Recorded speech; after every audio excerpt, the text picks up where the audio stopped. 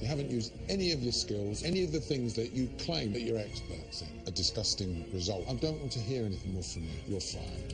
You're fired. You're fired.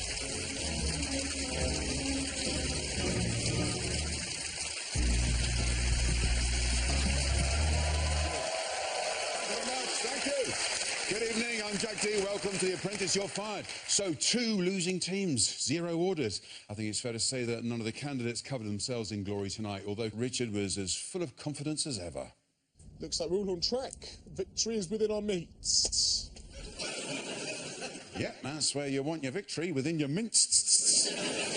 Meanwhile, Team Versatile's pitch had identified a few teething problems. There was things that they wasn't that keen on, the name, or the packaging, and also the product itself either. Nice work, guys. Take the rest of the day off. And there was an awkward moment at the house. Olympic Park, 20 minutes. Oh, sorry, I didn't mean to interrupt. Leave you to it. As always, I'm joined by a panel of guests to discuss the leftovers, and there are plenty of them. This week, it's a privilege to welcome CEO of Grey Snacks, Anthony Fletcher.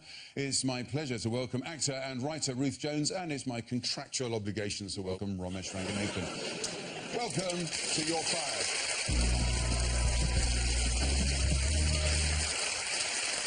Now, in tonight's health snack task, just when one candidate thought it couldn't courgette any worse, he got a raw deal and ended up in the smorgasbord room. Obviously, in terms of the punification of that particular joke, I've let myself down, generally, as it stands. Brett, I think that there's no question that you like to throw your back into things, OK? But I talk about setting up a business, and my concern is that what I've observed in the past 10 weeks is really not up my alley. I'm going to have to let you go from the process and say, you're fired. Fantastic, good sugar. Karen, Claude, thank you for everything. It's been amazing. Take care, guys. Bye-bye. Bye. Yes, Elvis Parsley has left the building. Ladies and gentlemen, please welcome Brett Butler-Smythe.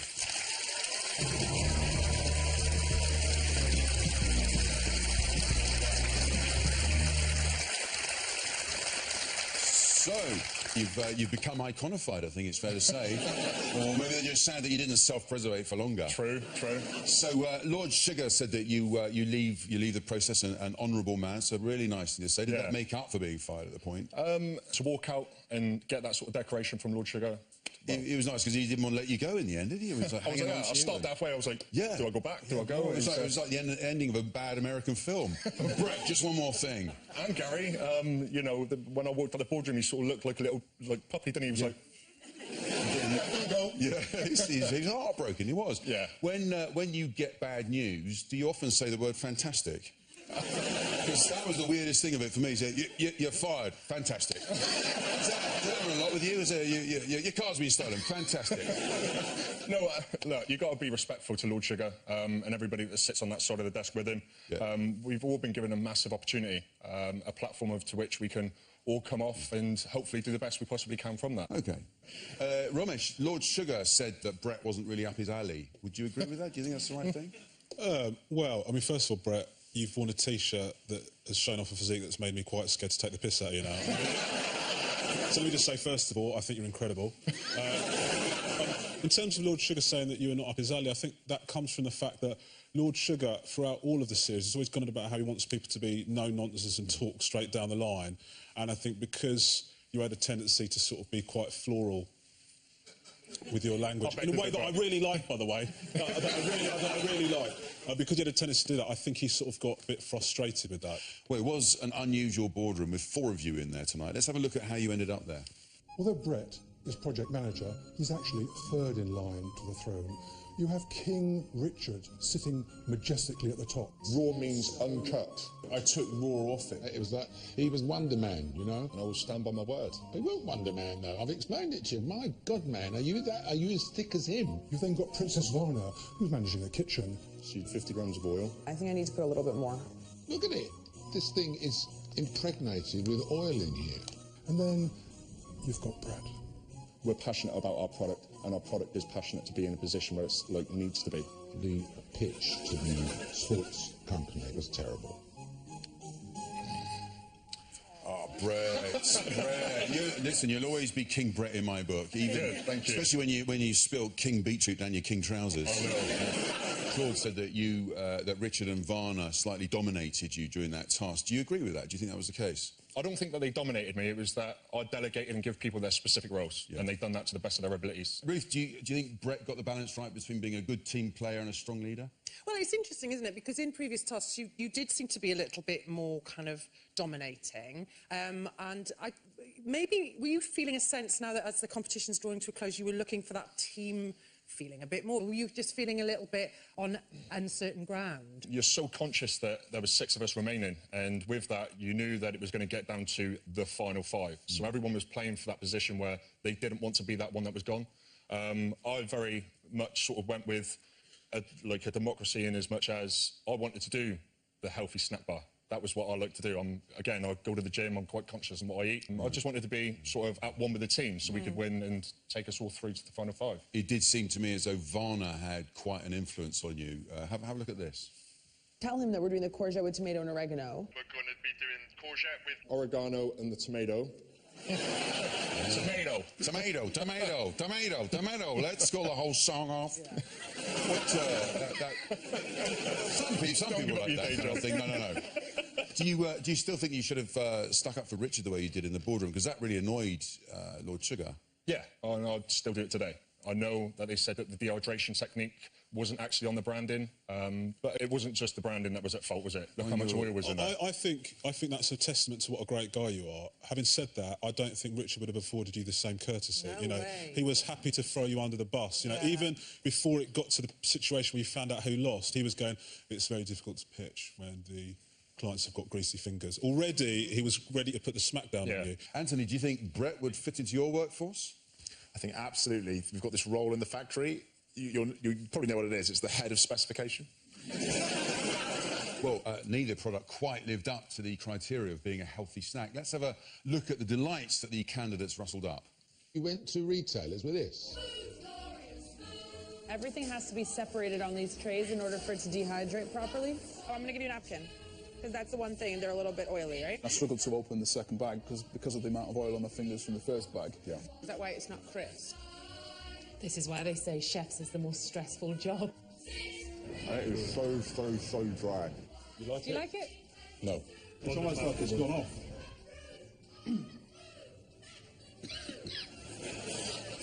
Not this one for you? I'm not sure whether it's just me or whether... What are you thinking? Well, look, if you're happy with it, that's the main thing. Yeah, I'm loving Karen's response. I'm trying to remember if I've ever cooked anything and been pleased with that response. So I've got some samples here. We have the cabbage and beetroot, and this is the courgette one, and the onion. Now, I have to say before we go any further, please, on no account, eat these. We have not we've not got clearance for them from an insurance perspective. But maybe Ramesh, would you want to bring them over, take them a bit closer to your team members? It'd be. That's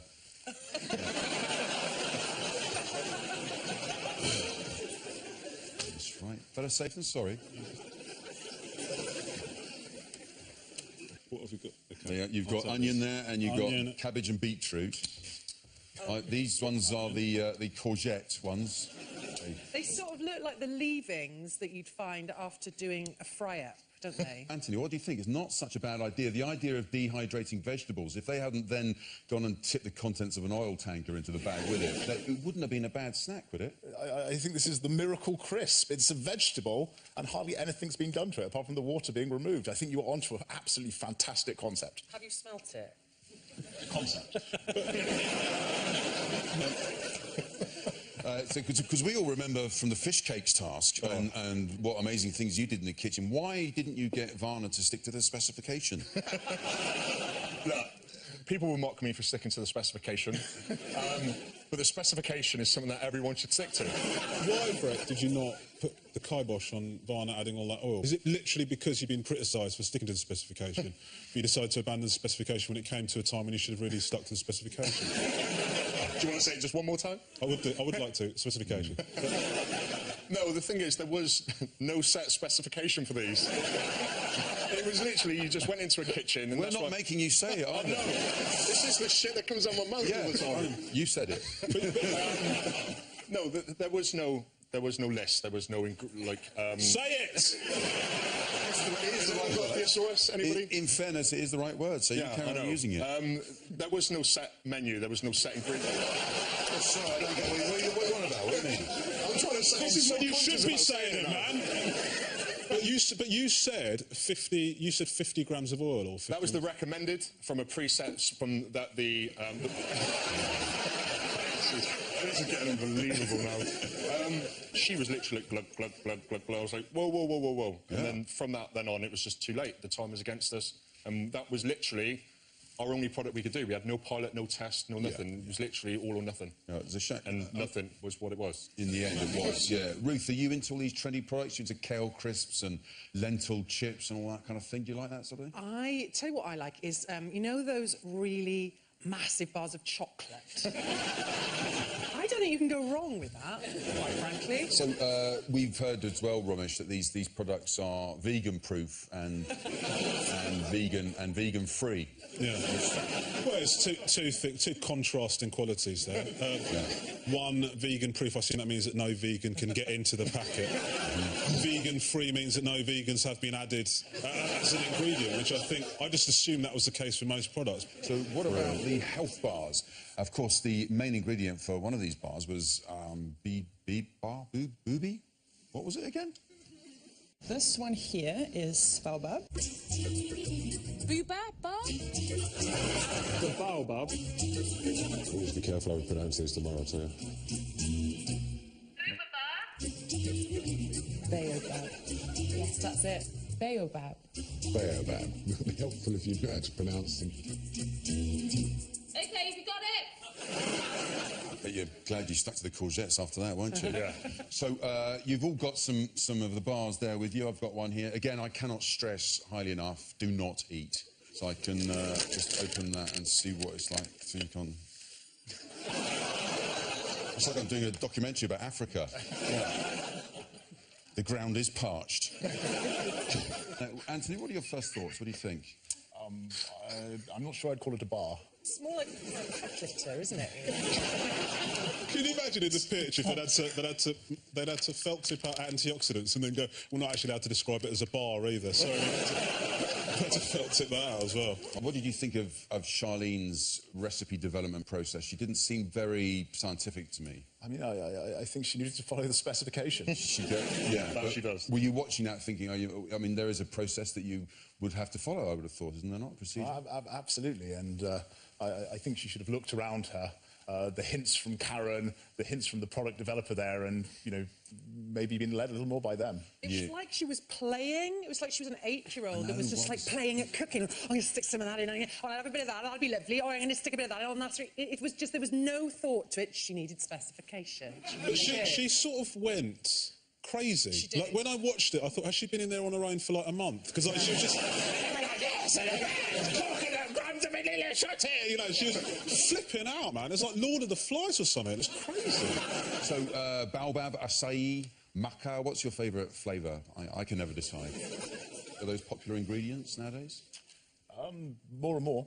But I think what you need to do is explain to the consumer why they should be eating it. Right, OK. So it's a source of energy, but that's it. That's all it's got on here now, source of energy. But you could sort of say that about lard, couldn't you?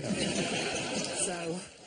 Well, I'm delighted to say that the lady who set Charlene on the path to superfood deliciousness is here tonight. Please welcome Tanya Ma. Tanya here. How are you? Very big welcome to the show. Now, have I got the pronunciation right, first of all? Baobab, yes? You have. I have. Thank you very much. Tell me, how do you define a superfood? So if you were to categorise all the different foods into its nutrients, the one with the highest amount of, say, magnesium is the superfood. The one with the highest amount of antioxidants is the superfood, and so on. So all the superfoods can't be the highest in antioxidants. So I was expecting to be fruit and vegetables, but you've just got jars of powder. Yep, because they come from different countries. Most of them come from South America, and so they're dried and dehydrated and ground up over there, and then get brought brought in into this country. Excellent. And the maca, does that actually, it's good for sexual function, is it? You really want to know, don't you? Well, no, I'm asking for a friend. I mean, let's say his name is Romesh. He asked me to ask you. So, ladies and gentlemen, thank you, Tanya Ma. So we saw Charlene getting upset in the boardroom because she hadn't come up with a good product. How do you think she performed generally as a project manager this week? Listen, I love her. I won't hear a word said against her. And why would that be, Ruth?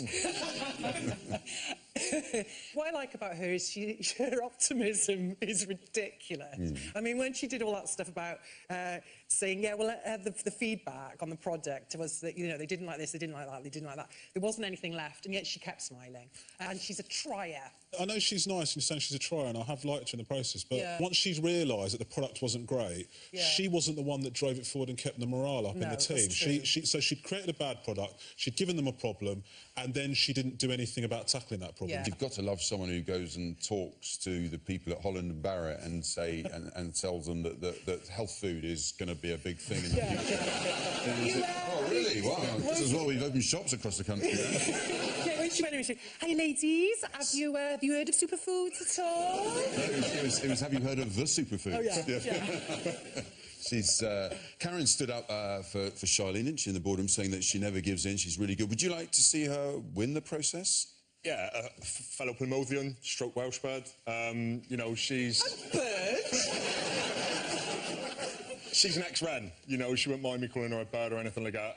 You know, she is a happy-go-lucky sort of woman. She's done amazing throughout the whole process. She has been a really dominant seller.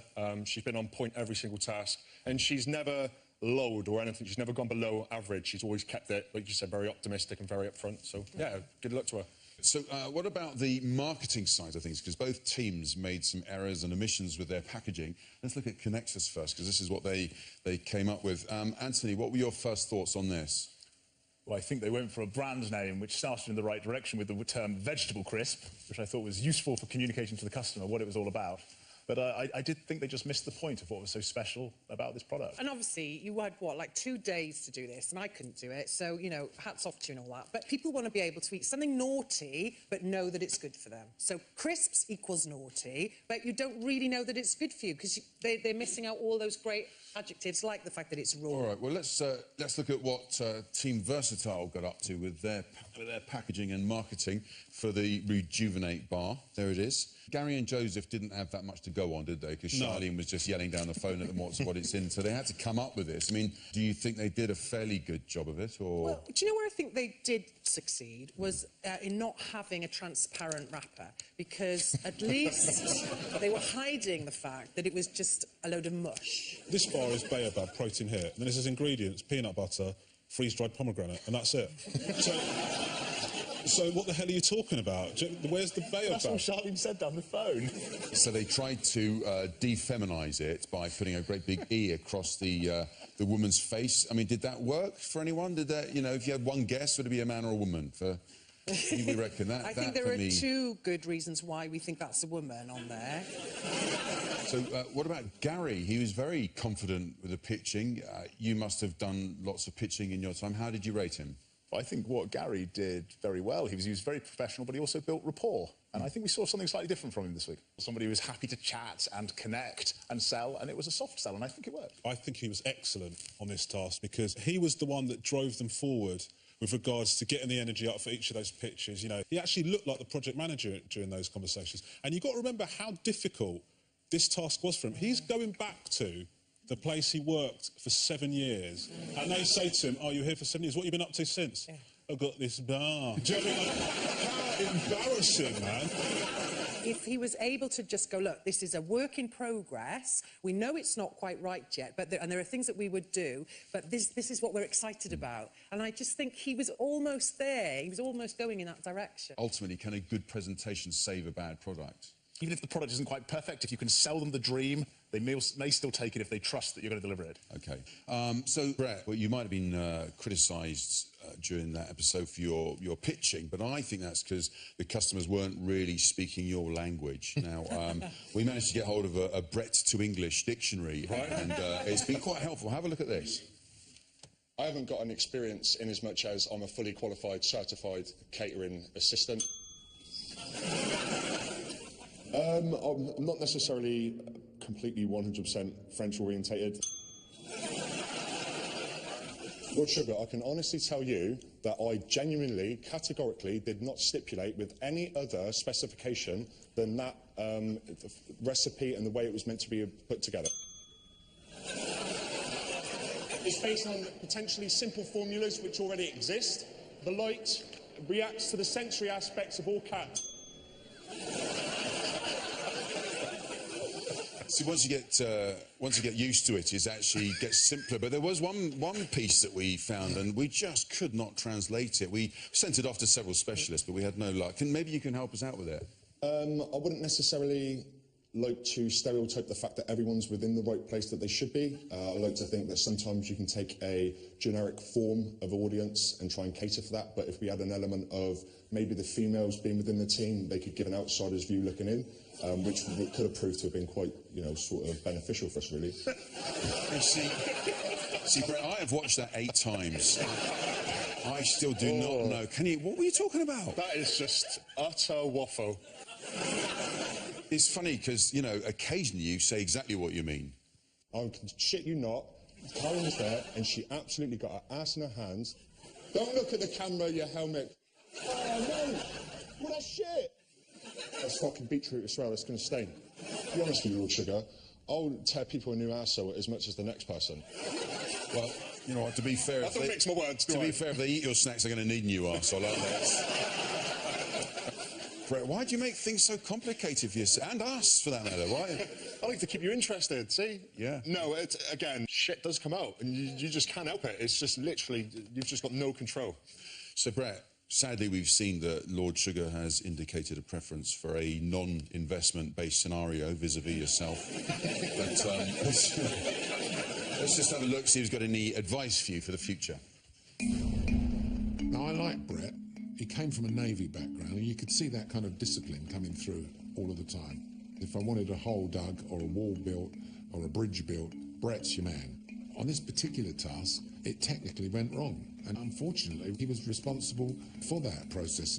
Brett showed certain characteristics of being a bit blunt, and what he needs to do is to learn when to apply that posture. But I think he's a real stand-up fella, an honourable man. It's very nice, that, isn't it? Yeah, Isn't that nice? Yeah. So, which bits of that advice will you take with you? All of it. It was nice to be classed as very honourable, as I've always tried to be that sort of person and very honest and upfront. I probably can learn to deal with things in the correct manner sometimes, but I'm from the construction industry. You can't piss around in that sort of environment, and you've got to say it how it is and stuff, and, if you show any signs of weakness within that industry, people go, yeah, whatever. So what's next for you? Next for me, I'm going to go back, develop my original business plan that I was going to take to Lord Sugar, and just hopefully set up a national specialist refit company, which is going to do veterinary practices, medical centres and dental practices. OK, great.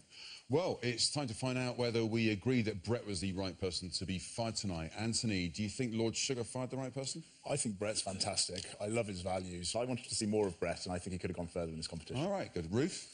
I totally agree. I think everybody was culpable this week, and if anyone was going to go, I think it should have been Richard, just to see the smarmy look on his face disappear. Oh, Romesh? No, I don't think you should have been fired. I actually thought you were the better team, and actually Lord Sugar should have got rid of someone from the snack bar monstrosity. Thank you. So 3 out of 3 supporting you there, Brett. So to the audience vote, if you agree with Lord Sugar, hold up fired. If you don't, hold up hired. Let's have a look. I'll take that. Yeah, that is a hired. That's a hired. Well done. That's but not to make snacks. Not... Anything but. Yeah. So, well, congratulations. That's excellent. So we're really sorry to lose you from The Apprentice because you've been a great character to watch, and everyone's very fond of you. As you know, nobody leaves your fired empty-handed. Now you've always been on hand with an inspiring motto or a thought-provoking saying. So we thought we would return the favour with this, which is your daily Brettisms calendar. So every day you turn it over, and here's one that says, generally as it stands, that's one else. And then the next one is, don't be afraid to call yourself a tool. Always iconify your vegetables. And then we go, obviously, to follow the specification. Personal favourite. And the personal favourite. The next one is follow the specification. Follow the specification. They're all follow the specification after that. Follow the specification. But that's for you. That's brilliant. Thank you. Well, you're very welcome. You've been a great candidate, great guest. Let's have a look at your highlights. This is a once-in-a-lifetime opportunity, and I'm going to absolutely smash it. Oh, mate! Oh, shit! That's decent, mate. Manchester. He is a very loving, caring, fun person. Use all your tools and you'll get some sales. And this is the biggest one we got, so we're going to have a really good time. It's about dodgeball, having fun, just getting crazy, letting your hair down. I would like to say the same, but I let my hair down once upon a time and it went. We need to be upbeat on what the rabbit sector is going to offer. What was that? It's not warm, but it's bite-proof. Generally, as it stands, guys, we can pretty much do that. Guys, well done. Ladies and gentlemen, Brett Butler-Smythe.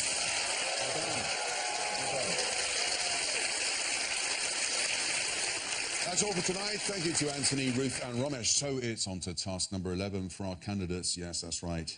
It's the interviews. You are going to present your business plans to 4 of my advisors. It's going to be a long day. Absolutely spot on. You can do this, Joe. How would it work? I think it's kind of a cute play on words, don't you think? You've been rumbled. It's mumbo-jumbo. In my mind, I can see it as clear as day. Are you serious? This is a business plan that is sinking on its numbers. You haven't got a brand. I thought it was mountain climbing. Maybe I'll have to go out for dinner. Totally not my type at all. You're barking up the wrong tree. You're burning £32,000 every month. Who do you think you are? I think it's bullshit. Thought-provoking, if nothing less. Well, if you think you've got what it takes to be Lord Sugar's business partner, go to bbc.co.uk/apprentice to find out how to apply for the next series. We'll be back next Wednesday at 10 for more You're Fired When alongside Romesh. I'll be joined by former Apprentice winner Ricky Martin and comedian Susan Cowman. Good night.